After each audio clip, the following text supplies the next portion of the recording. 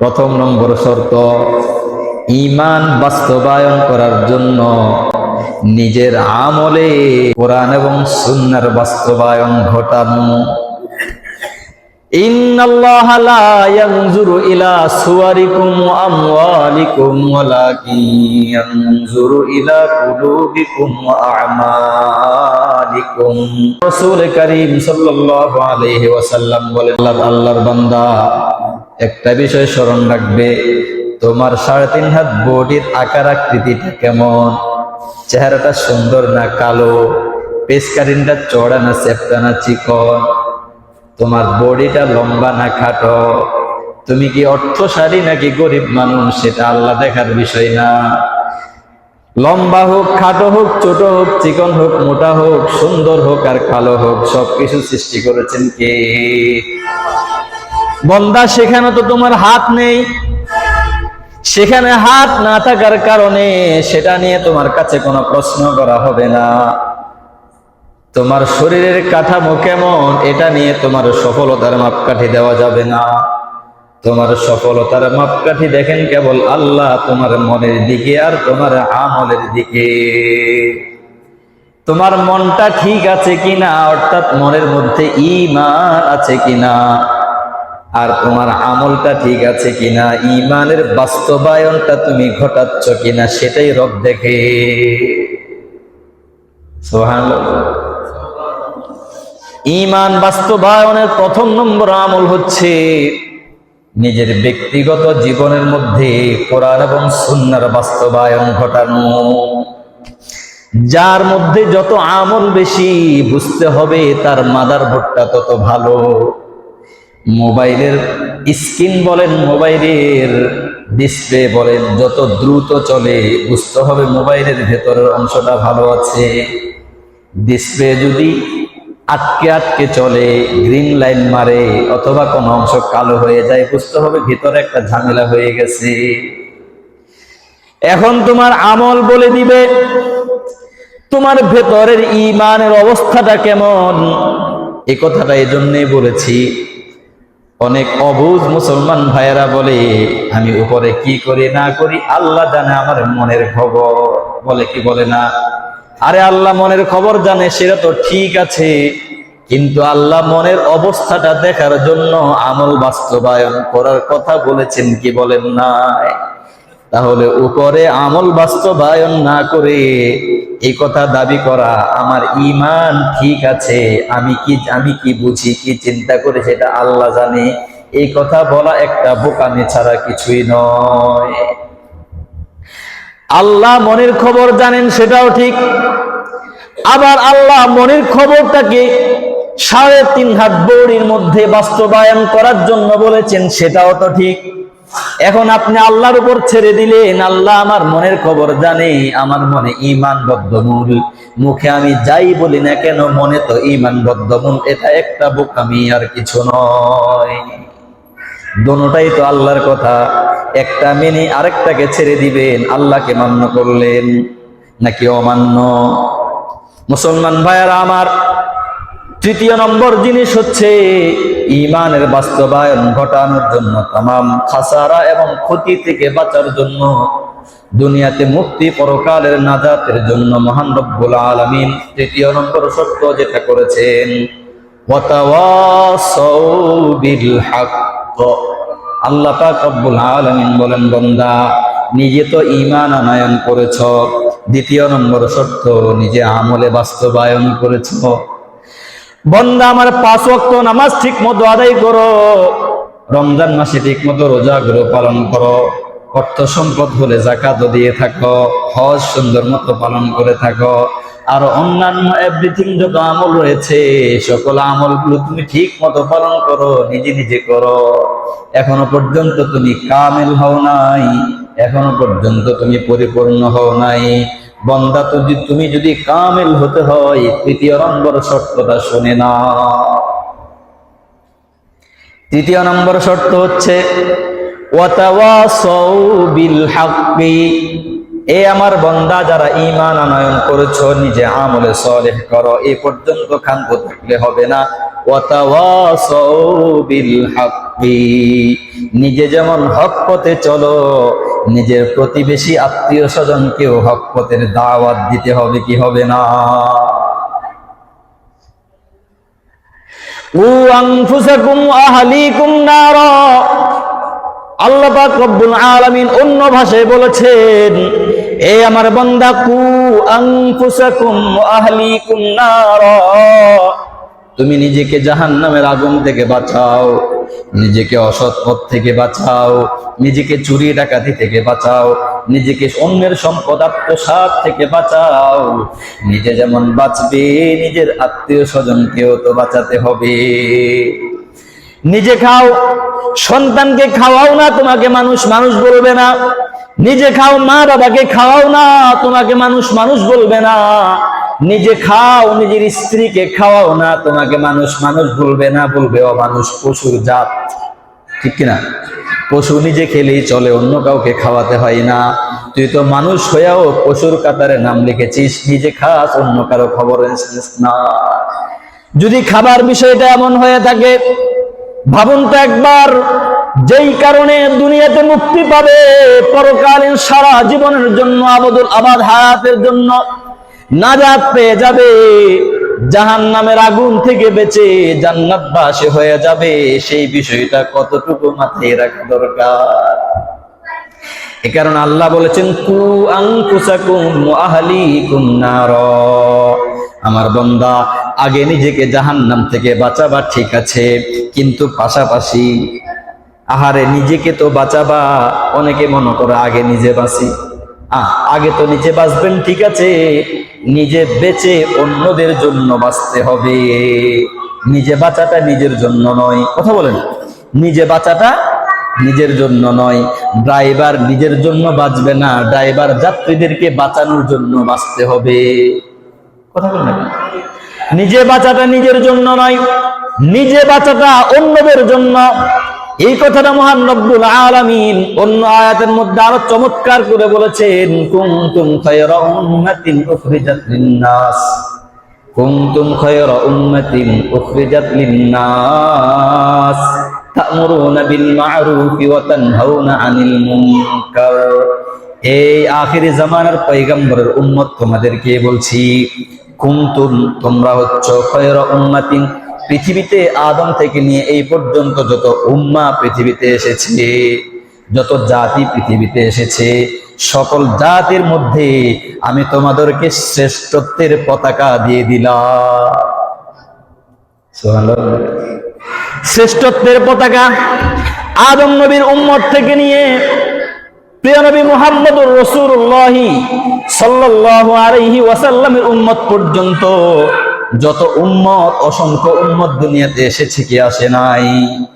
আল্লাহ পাক বলেন, যত উম্মত দুনিয়াতে এসেছে, সকল উম্মতের মধ্যে শ্রেষ্ঠত্বের পতাকা আমি তোমাদের হাতে দিয়ে দিলাম। তবে শ্রেষ্ঠত্বের পতাকা হাতে নিয়ে বসে থাকলে হবে? বসে থাকলে শ্রেষ্ঠত্বের পতাকা কেড়ে নেওয়া হবে, জাতির প্রতীক তোমার কাছ থেকে কেড়ে নেওয়া হবে। তোমাকে কিছু কাজ দেওয়া হয়েছে, কাজের শর্তে আমি তোমাকে দায়িত্ব দিয়েছি, কাজের শর্তে শ্রেষ্ঠত্বের পতাকা তোমার হাতে দিয়েছি আমি। কাজটা কি জানতে হবে, কি হবে না? আল্লাহ পাক বলেন, কুনতুম খায়রা উম্মাতিন উখরিজাত লিন-নাস। দেখো, পূর্বেকার সকল উম্মত, নবীদের আমলে উম্মতের দায়িত্ব ছিল না, কেবলমাত্র নবীরই দায়িত্ব ছিল অন্যকে দাওয়াত দেওয়া। নবীর ইন্তেকালের পর আরেকজন নবী এসেছিল দাওয়াত দেওয়ার জন্য, ঠিক কিনা? কিন্তু আখিরি জামানার পয়গম্বর, তোমার পর আর কোন নবী আসবে না, তোমার উম্মতের এই দায়িত্ব থাকবে, বাল্লিগু আন্নি ওয়ালাউ আয়া। আপনি আপনার উম্মতদেরকে দায়িত্ব দিয়ে যাবেন, আমার উম্মত আমার পক্ষ থেকে যা তোমরা শুনেছো সব পৌঁছায়া দিবে, একটাও নিজের ভেতরে রাখা যাবে না। আল্লাহ পাক রব্বুল আলামিন বলেন, উখরিজাত লিন-নাস, মানুষের কল্যাণে তোমাদেরকে দুনিয়াতে পাঠানো হয়েছে, নিজেকে নিজে বাঁচার জন্য নয়, অন্যদেরকে বাঁচানোর জন্য। বুঝেন? আরে অন্যরা বাঁচলে নিজেও বেঁচে যাব, অন্যরা বাঁচলে নিজেও বাঁচতে পারবো। শুধু নিজেকে বাঁচানোর ধান্দা করে চলবে না, আল্লাহ পাক বলেন উখরিজাত লিন্নাস, এই উম্মতকে বানানোই হয়েছে আরেকজনের কল্যাণে বাঁচার জন্য। কি কল্যাণ? তা'মুরুনা বিল মা'রুফি ওয়া তানহাউনা আনিল মুনকার। আল্লাহ পাক রব্বুল আলামিন বলেন, বান্দা তোমরা নিজে তামাম গুনাহের কাছ থেকে বাঁচতে হবে, সকল নেক আমল করতে হবে। তা'মুরুনা বিল মা'রুফ, নিজে অন্যদেরকে মা'রুফের আদেশ প্রদান করতে হবে। মা'রুফ মানে হচ্ছে সকল সৎ কাজ। দুনিয়াতে যত সৎ কাজ রয়েছে, কোরআন সুন্নাহ মহান রব্বুল আলামিন রাসূল করিম সাল্লাল্লাহু আলাইহি ওয়াসাল্লাম যত জিনিস করার আদেশ প্রদান করেছেন সব কিছুই হচ্ছে মা'রুফ তথা সৎ কাজ। আল্লাহ পাক রব্বুল আলামিন বলেন নিজেও আমল করতে হবে, নিজের ফ্যামিলি, প্রতিবেশী, আত্মীয় স্বজন, দেশবাসী, পুরা জাতিকে বাঁচানোর ফিকির করতে হবে, কি হবে না? ওয়া তানহাউনা আনিল মুনকার, এবং শুধুমাত্র সৎ কাজের আদেশ করলেই হবে না, শুধুমাত্র সৎ কাজের আদেশ দিলেই চলবে না, অসৎ কাজ থেকেও নিজেকে বাঁচাতে হবে, অন্যদেরকে বাঁচার জন্য বলতে হবে। ওয়ালতাকুম মিনকুম উম্মাতুন ইয়াদউনা ইলাল খায়র ওয়া ইয়া'মুরুনা বিল মা'রুফি ওয়া ইয়ানহাউনা আনিল মুনকার। আল্লাহ পাক রব্বুল আলামিন অন্য আয়াতে কারীমার মধ্যে ইরশাদ করেছেন, ওয়ালতাকুম মিনকুম উম্মাতুন ইয়াদউনা ইলাল খায়র, হে আখিরি জামানার পয়গম্বরের উম্মত, তোমাদের মধ্য থেকে এমন একটা জাতি প্রস্তুত থাকা দরকার, এমন একটা জাতি প্রস্তুত থাকা দরকার যে জাতি নিজেকে গুনাহের কাছ থেকে দূরে রাখবে, নিজেকে দুনিয়ার সকল নেক আমলের সাথে সম্পৃক্ত রাখবে, অন্যদেরকেও নেক আমলে সম্পৃক্ত করার চেষ্টা করবে। ইয়াদউনা ইলাল খায়রি, কল্যাণের দিকে মানুষকে ডাকতেই থাকবে। ওয়া ইয়া'মুরুনা বিল মা'রুফ, এবং সৎ কাজের আদেশ দিতে থাকবে।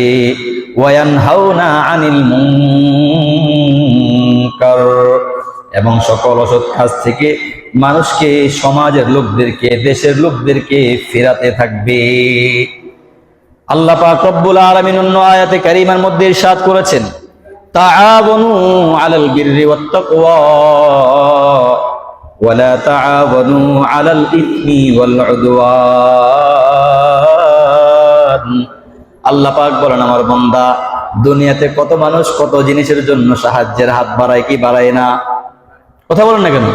কথা বুঝেন না আমার? মানুষ একে অন্যকে সাহায্য করতে চায় কি চায় না? আরেকজন সাহায্যের জন্য হাত বাড়ায় কি বাড়ায় না? আল্লাহ পাক রব্বুল আলামিন বলেন, তাআওয়ানু আলাল বিররি ওয়াত তাকওয়া, আমার বান্দা তুমি আরেকজনকে সাহায্য করবে, আরেকজনকে সহযোগিতা করবে, মানব কল্যাণে তুমি এগিয়ে যাবে, তবে আমার এই মূলনীতিটা তোমার মাথায় রাখবে।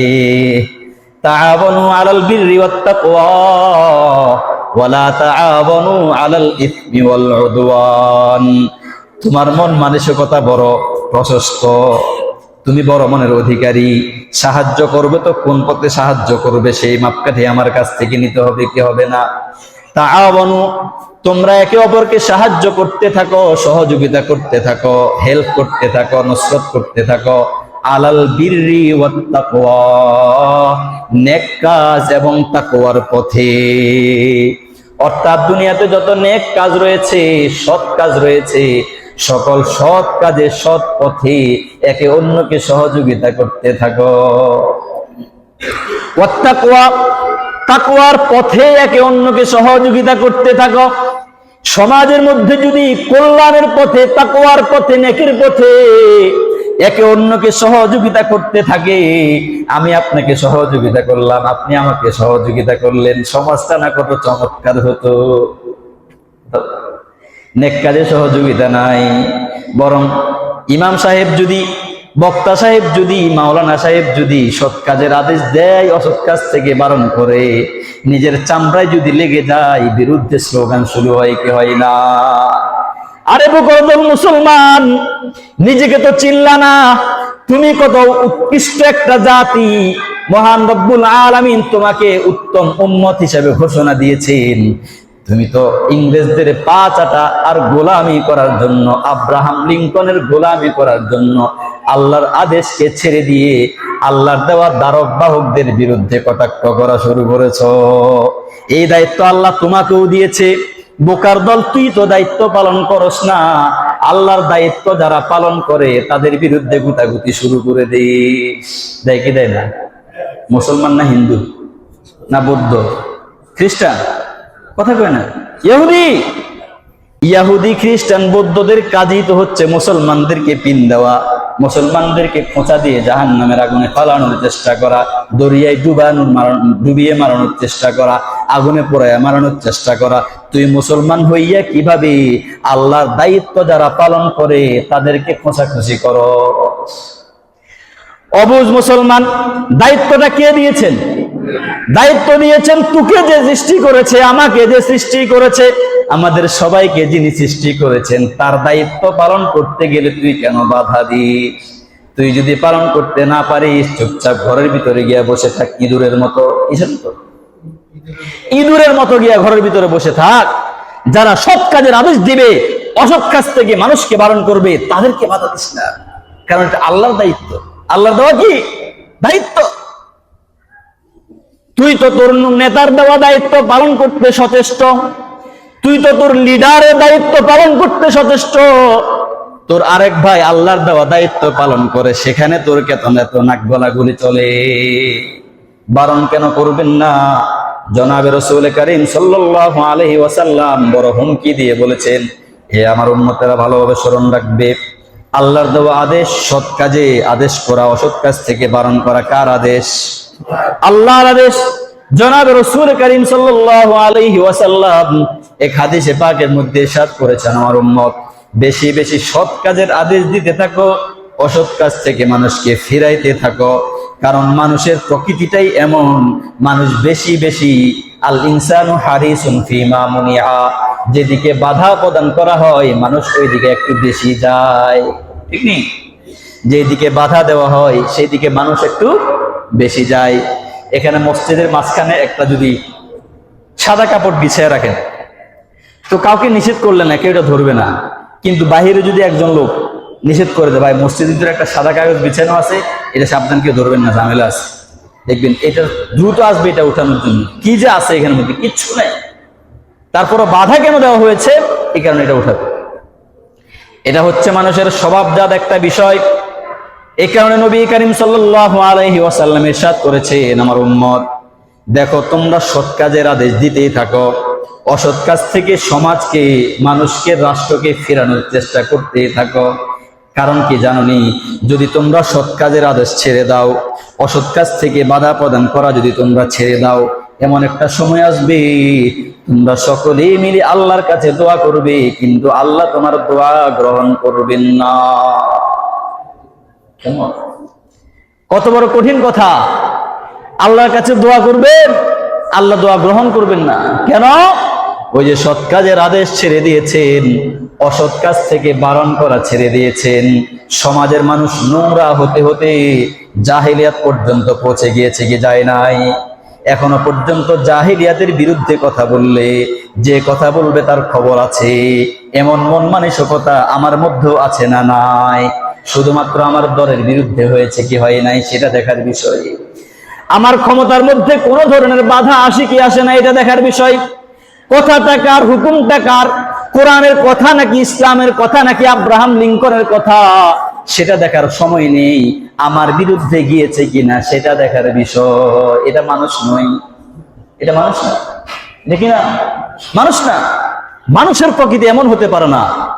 সৎ কথা বলবে, ভালো কথা বলবে, মানুষ যদি হয়ে থাকে সেখানে বাধা প্রদান করতে পারে না। যদি মানুষ রূপী অমানুষ হয়ে থাকে তাহলেই কেবল সৎ পথে আদেশ দেওয়া থেকে বারণ করবে, সৎ পথে চলা থেকে বারণ করতে পারে।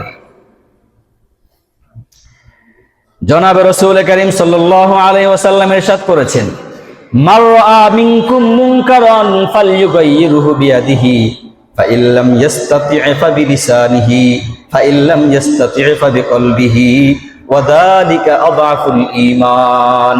হে আমার উম্মত, এতক্ষণ পর্যন্ত সৎ কাজের আদেশ, অসৎ কাজ থেকে বারণ করার ওয়াজ বুঝি শুনলা, এখন পদ্ধতিটা জানতে হবে কি হবে না? সৎ কাজের আদেশ, অসৎ কাজ থেকে বারণ করতে হলে পদ্ধতি তো জানতে হবে।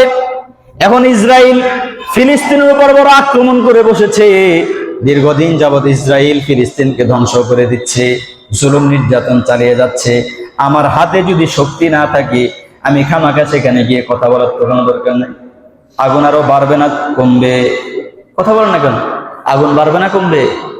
সমাজের মধ্যে এক জায়গায় গানের আড্ডা হচ্ছে। কিসের আড্ডা? গানের আড্ডা হচ্ছে, গান বাজনা চলতেছে, অপসংস্কৃতি। যদি আমার মধ্যে বা আমার কাছে সামাজিক ওই পরিমাণ এবিলিটি না থাকে, আমার যদি ওই পরিমাণ অবস্থান না থাকে, আমি গিয়ে বললে শুনবে? এমন যদি অবস্থান আমার মধ্যে না থাকে, আমি গিয়ে বললাম, গানের সাউন্ড বাড়বে না কমবে? কথা বলেন না কেন? আরে বাড়বে না কমবে? কথা বলি, কথা না বললে তো হয় না। গানের সাউন্ড বাড়বে না কমবে? এই কারণে রাসূল কারীম সাল্লাল্লাহু আলাইহি ওয়াসাল্লাম পদ্ধতি শিক্ষা দিয়েছেন 3টা স্তর। আমর বিল মারুফ নাহি আনিল মুনকারের কয়টা স্তর? 3টা স্তর। 1 নম্বর স্তর হচ্ছে ফালইউগাইয়িরহু বিয়াদিহি। দুনিয়ার মধ্যে যদি কোনো অসৎ কাজ চলতে দেখা যায়, চুরি ডাকাতি থেকে নিয়ে জেনা ব্যভিচার থেকে নিয়ে যত ধরনের নোংরামি কাজ হতে পারে, যত অসৎ কাজ করতে দেখা যাবে, তোমার হাতে যদি শক্তি থাকে, তুমি হাত দ্বারা প্রতিহত করে দাও। পিটানো, হাত দ্বারা মানে কি? পিটানে সেখান থেকে সরাইয়া দাও। আল্লাহর জমিনে, আল্লাহর রাজত্ব থেকে আল্লাহর নাফরমানি চলবে? আমি আল্লাহর একজন সৈনিক, আমি আল্লাহর একজন প্রতিনিধি, হাত দিয়ে পিটায় তাকে সরাই দিব। কি বলেন, ঠিক কিনা? হাত দিয়া পিটানোর দায়িত্ব কার? সরকারের। কথা বলেন না? হাত দিয়ে পিটানোর দায়িত্ব কার? রাষ্ট্রীয়ভাবে আইন আছে না নাই? এখন একটা রাষ্ট্রের দায়িত্ব হচ্ছে রাষ্ট্রের মধ্যে যত ধরনের জুলুম নির্যাতন, যত ধরনের অন্যায় অনাচার হবে, রাষ্ট্রের সরকারি পদক্ষেপ নিবে সেই অন্যায় অনাচারকে প্রতিহত করার জন্য। এবং এখন রাষ্ট্রের মধ্যে সেই ব্যবস্থা করতে হবে কি হবে না? রাষ্ট্রের মধ্যে সেই ক্ষমতায়ন দিতে হবে কি হবে না? একটা চোরকে রাষ্ট্রের ক্ষমতায় দিয়ে দিলেন, ও কি চুরি বারণ করবে না আরো বেশি করবে? আরে ডাকাতকে ক্ষমতার আসনে বসালেন, এই ডাকাত কি ডাকাতিকে বারণ করবে না আরো বেশি করবে? একটা জেনাকারকে, একটা পতিতাকে যদি আপনি রাষ্ট্র ক্ষমতায় বসান, পতিতা রাষ্ট্র ক্ষমতায় পেলে পতিতালয় আরো বৃদ্ধি করবে না কমাবে? এখন রাষ্ট্রীয়ভাবে নাহি আনিল মুনকার, আমর বিল মারুফ নাহি আনিল মুনকারের ব্যবস্থা করা প্রত্যেকটা ইমানদারের দায়িত্ব কি দায়িত্ব না? হায় হায়, হাতের শক্তি অর্জন করতে হবে। আল্লাহর নির্দেশ যদি পালন করতে হয়, তাহলে সামরিক শক্তি, রাষ্ট্রীয় শক্তি, নিজের হাতের শক্তি বাড়াতে হবে কি হবে না? রাসূল কারীম সাল্লাল্লাহু আলাইহি ওয়াসাল্লাম বলেন, এখন কোন কারণে তোমার সেই শক্তি অর্জন হয় নাই, মক্কা নগরী একসাথে কি শক্তি অর্জন হয়েছে? 1 জন 2 জন 3 জন 4 জন, এরপরে গিয়ে এমন শক্তি অর্জন হয়েছে, কয় যে ঘরের ভিতরে থাকবি নিরাপদ, ঘর থেকে বাইরে কল্লা। কি কইছে? ঘরের ভিতরে থাকবি নিরাপদ, ঘর থেকে বের হবি তো কল্লা নিয়ে নিবি। এই শক্তি অর্জন হয় নাই? আর আরেক সময় নবী ঘরের ভিতরে ছিল না? সেই শক্তি অর্জন করার আগ পর্যন্ত কি করতে হবে? ফাইল্লাম ইয়াস্তাতি ফাবিলিসানিহি। এখন তোমার সেই শক্তি অর্জন হয় নাই, বয়ানের মিম্বর থেকে তুমি বারণ করতে থাকো, মাহফিলের মিম্বর থেকে তুমি বারণ করতে থাকো, তুমি সমাজের মোটামুটি নেতা হয়েছো, তোমার নেতার অবস্থান থেকে তুমি বারণ করতে পারো, তুমি তোমার আপন অবস্থা থেকে নিজের জবান দ্বারা বুঝায় সমঝায় সেই খারাপ পথ থেকে তুমি ফিরাইতে পারো কি পারো না? এখন তোমার জবান নেই, তোমার হাতে মিম্বর নেই, তোমার হাতে এলাকার ক্ষমতা নেই, তাহলে কি করবা? এটা হতে পারে না? পারে কি পারে না? মাহফিল স্টেজে বসার সুযোগ দেয় না, মসজিদের মিম্বরে বসতে তো গিরা কাঁপতে কাঁপতে অবস্থা খারাপ, সমাজের মধ্যে কোনো ধরনের অবস্থান নেই, সে বলতে পারবে না। এখন কাজ কি? 3 নম্বর কাজ হচ্ছে ফাইল্লাম ইয়াস্তাতি ফাবিকলবিহি। এখন লাঠি দিয়েও তাকে বারণ করতে পারো না, জবান দিয়ে নিষেধ করতে পারো না, এখন তোমার কাজ হচ্ছে মনে মনে ফিকির করা কিভাবে সমাজ গঠন করলে এই দুর্নীতি চলে যায়। এখানে একটা ভুল আছে, অনেকে বলে কি জানেন? ফাইল্লাম ইয়াস্তাতি ফাবিকলবিহি, হাত দিয়ে না পারলে, জবান দিয়ে না পারলে, তাহলে অন্তর থেকে ঘৃণা করবে। ঘৃণা শব্দটা হাদিসের মধ্যে নেই। বলেন, আজকে একটা ভুল ভাঙেন, হাদিসে যেহেতু প্রসিদ্ধ হাদিস, তাই সবাই জানে, ঠিক না? ঘৃণা শব্দটা হাদিসে নেই, এখানে আছে ফালইউগাইয়িরহু বিকলবিহি। ফালইউগাইয়িরহু প্রথম বলা হয়েছে ফালইউগাইয়িরহু বিয়াদিহি, হাত দ্বারা পরিবর্তন। ফালইউগাইয়িরহু বিলিসানিহি, জবান দ্বারা পরিবর্তন। ফালইউগাইয়িরহু বিকলবিহি, কলব দ্বারা পরিবর্তনের পরিকল্পনা করো। কিভাবে সমাজ গঠন করলে, কিভাবে রাষ্ট্র গঠন করলে সমাজ থেকে সকল ধরনের অন্যায়, অবিচার, জুলুম, নির্যাতন দূরীভূত হবে, সেই ব্যবস্থার পরিকল্পনা করো। কি বলেন?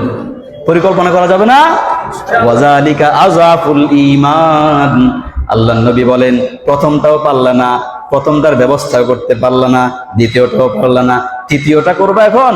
এটা হলো সর্বনিম্ন ঈমান। এর পরেরটাও করবা না, তৃতীয় নম্বরটাও করবা না। তোমার ভিতরে খালি মাল নাই। কি নাই? কথা বল না কেন? ভিতরে কি নাই? ঈমান নামক মাল নেই তোমার ভিতরে, যার কারণে তৃতীয় নম্বর পর্যায়ে তুমি অবস্থান নিতে পারো না।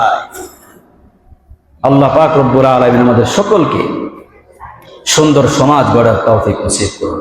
মাওলানা সাহেব যদি সৎ কাজের আদেশ দেয়, অসৎ কাজ থেকে বারণ করে, নিজের চামড়ায় যদি লেগে যায়, বিরুদ্ধে স্লোগান শুরু হয় কি হয় না? আরে বুকরদল মুসলমান, নিজেকে তো চিনলা না, তুমি কত উৎকৃষ্ট একটা জাতি। মহান রব্বুল আলামিন তোমাকে উত্তম উম্মত হিসেবে ঘোষণা দিয়েছেন। তুমি তো ইংরেজদের পা চাটা আর গোলামি করার জন্য, আব্রাহাম লিঙ্কনের গোলামি করার জন্য আল্লাহর আদেশকে ছেড়ে দিয়ে আল্লাহর দেওয়া দ্বারক বাহকদের বিরুদ্ধে কটাক্ষ করা শুরু করেছ। এই দায়িত্ব আল্লাহ তোমাকেও দিয়েছে। বোকার দল, তুই তো দায়িত্ব পালন করস না। আল্লাহর দায়িত্ব যারা পালন করে তাদের বিরুদ্ধে গুতাগুতি শুরু করে দিস। দেয় কি দেয় না? মুসলমান না হিন্দু না বৌদ্ধ খ্রিস্টান? কথা কয় না? ইহুদি খ্রিস্টান বৌদ্ধদের কাজই তো হচ্ছে মুসলমানদেরকে পিন দেওয়া, মুসলমানদেরকে খোঁচা দিয়ে জাহান্নামের আগুনে ফালানোর চেষ্টা করা, দরিয়ায় ডুবিয়ে মারানোর চেষ্টা করা, আগুনে পোড়াইয়া মারানোর চেষ্টা করা। তুই মুসলমান হইয়া কিভাবে আল্লাহর দায়িত্ব যারা পালন করে তাদেরকে খোঁচাখুচি করো?